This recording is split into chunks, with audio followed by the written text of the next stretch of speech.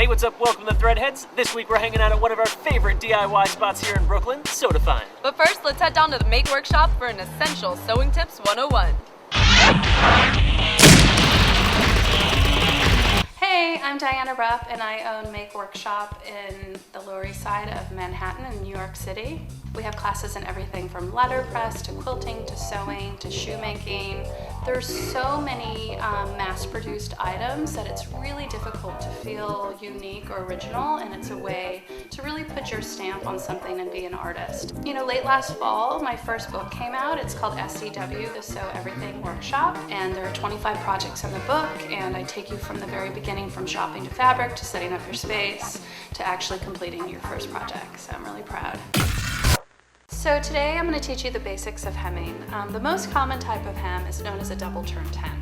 In the fashion industry, it's known as a sportswear finish. You turn up the fabric twice, you stitch on it, and you're done. It's just to turn back the fabric edge by an inch. So you go ahead, you press back your inch, and then all you have to do is tuck in the raw edge to the fold, and you're done. You only have to measure once. So that's a really nice double-turned hem. The key to sewing is ironing. It's very important that when you sew that you have a really great ironing board and a really great steam iron. It's going to make everything look really professional. But what I really want to show you today is the blind hem. When you stitch with a blind hem, it's totally blind. You can't see the stitching on the outside of the garment. It's the perfect hem to do for anything tailored, anything a little bit more formal. It's the go-to hem. So the first step in preparing your fabric for the blind hem is to turn back the raw edge to the wrong side by 1 inch. You can eyeball it or you can use your ruler. So you iron it back by 1 inch. And then what you want to do is you want to fold this under so that there's a fold that's created in the fabric, right sides together. And then you want to lay it flat again. And then just take that fold line and line it up so that you only see 1/8 inch of the original hem that you pressed. And you press it again. Hopefully your machine came with a blind hem foot. It looks something like this. Basically, you just want to put the foot on. There's a little clamp here. It just snaps right on, nice and easy.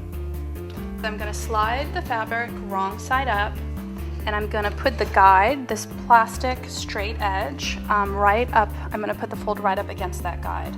The needle should just barely be piercing the fold of the fabric. I'm going to set my stitch pattern on the blind hem stitch.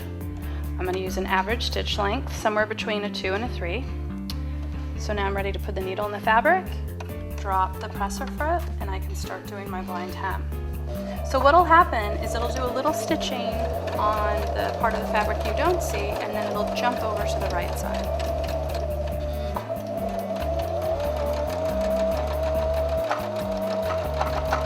You can see that most of the stitching is on the folded hem, with just a little bit jumping over onto the right side.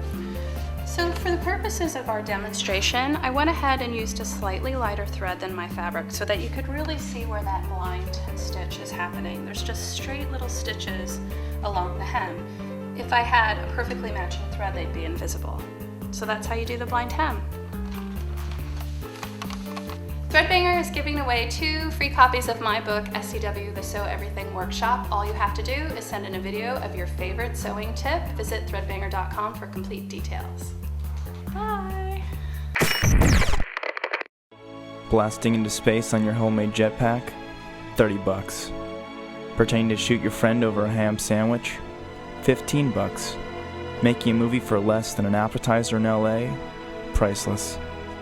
For some things, there's Hollywood. For everything else, there's Indie Mogul. Hi, my name is Erin. The name of the store is Sodafine. Sodafine is a boutique that carries indie designers, eco-friendly designers from all over, handmade clothing, one-of-a-kind items, shoes, accessories, all kinds of things. I mostly make knit and crochet items under the name Pearl Drop, but I also sew and make all kinds of other things also. So now I'll show you some of my favorite things in the store. One of my favorite designers is Passenger Pigeon, and they hand make all their items. They're also doing their own screen printing. They're all eco-friendly as well. This dress is made from Ahisma silk, which is also known as peace silk, which means that the silkworms aren't killed during the harvesting of the silk fiber. My dear friends, and the very dear birthday, immaculate sewing construction. And she uses all these great materials. She uses Liberty of London a lot of times. So Melissa, they're from Brazil, and they are a vertically integrated company, which means they own their own factory, so they control all of the production. And they recycle all of their wastewater. They also recycle all of their sample shoes or overstock. So they recycle them into new shoes for the next season. This is Ashley Watson. She's a designer who uses all vintage leather from vintage coats or skirts or whatever she finds at thrift stores, or she reconstructs them into these really great handbags. They're little remnants of like the pockets from a jacket or something like that. Thanks for checking out Sodafine. If you want to see more, you can find us here in Williamsburg at 119 Grand Street, and you can also find us on the web at sodafine.com.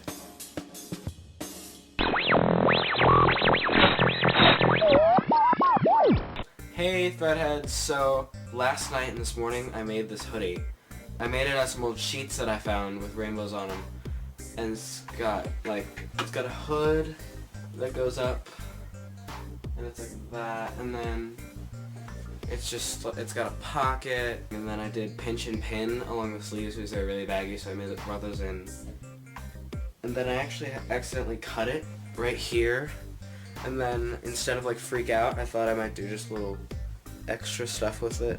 So, and I'm happy about how it turned out. So it's just kind of like an extra DIY sort of thing. I found this pattern on your forum, actually from Addie Mary, and it's really good. And I found this. So thanks so much for all the videos, and they're great. And I really like this hoodie a whole lot.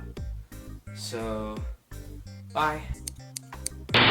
Alright everyone, you only have 2 more days left to enter the Janome Sewing Machine Contest giveaway. Better hurry up because winners are going to be announced next week. Get those videos in. Till then, see ya!